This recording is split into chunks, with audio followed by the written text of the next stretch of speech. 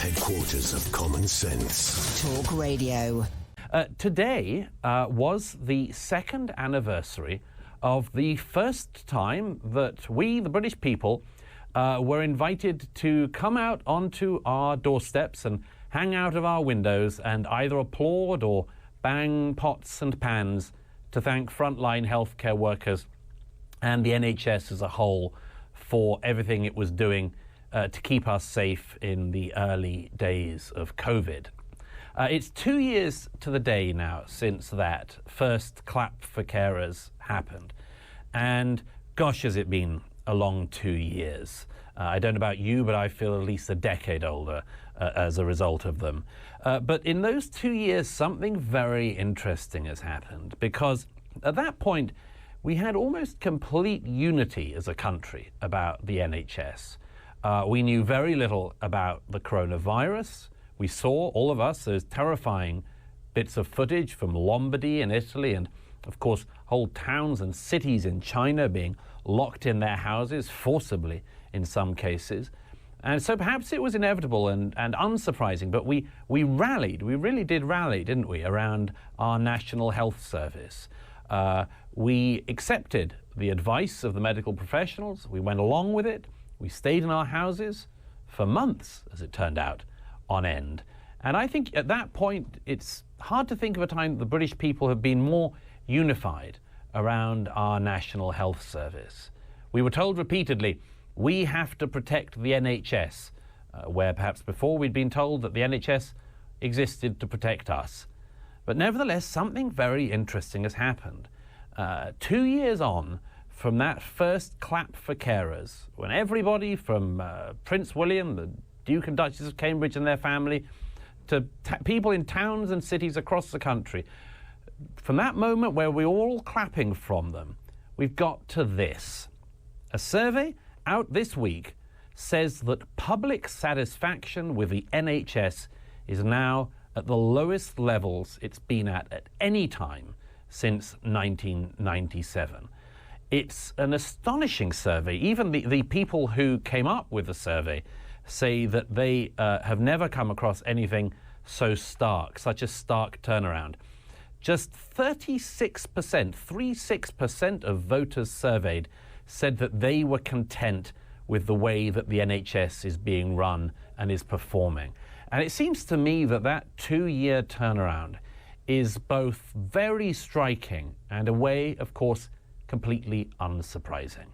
Because in the 2 years that the NHS has, perhaps rightly, perhaps understandably, send in your thoughts, been concentrated on the fight against COVID, all sorts of other fights have gone down the list of priorities. There are now more than 6 million people, 6.1 million people precisely, on the waiting list in England alone for NHS operations. That means that a vast proportion of the population, either themselves is waiting or has a family member waiting for an operation on the NHS. The backlog that has come as one of the costs of the last 2 years is absolutely astounding. We have people waiting weeks and weeks for cancer diagnoses, for follow-up checks. Can only imagine the terror that people feel and that when they're caught up in that backlog, when they know that they're ill, that they almost certainly have or could have cancer and yet can't get to a doctor to find out what the situation is. It's turned around the whole country's view of the NHS. And it seems to me that in some ways, of course, the NHS can never do everything right. There are always going to be criticisms of it. But one thing, and I said this in my column in The Sun today, one thing that really does strike me is the fact that, you know, our government, our Conservative government, has put up taxes significantly this year, and they have said that they are doing so to pay for the NHS, to pump extra billions into the NHS. And I think that we, the British people, would understand that, would be sympathetic to that. If it meant, for instance, better healthcare all round, perhaps an uplift in salaries for frontline workers, for nurses and more. But here's a stunning fact that I was going over this week. You know, the average salary, according to the relevant nursing authorities, for an average nurse is about £33,000 a year. That's just before the pandemic. The average pay for a nurse was £33,000 a year. I don't think many people here in Britain would mind if there was a bit of a salary uplift for those people. But just compare that salary to other positions that the NHS is advertising right now. Let me give you an example from Sussex. In Sussex, there is an advertisement at the moment for somebody called a, wait for it, Workforce Diversity and Inclusion Lead. A workforce diversity, it's hard to say, Workforce Diversity and Inclusion Lead. And this, which is a role that's for a diversity chief based in Hove, that salary being offered for that job, one, as I say, it's hard to pronounce, and it's even harder to imagine what the point of it is. The salary for that job is between £47,000 and £53,000 a year. It's the same in Manchester, where if you're interested, you can apply for a job as matron. But this isn't any old matron job, not the sort of matron job we might have imagined not very long ago. This matron job being offered in Manchester is for a matron for, quote, well-being, equality, diversity, and, you've guessed it, inclusion.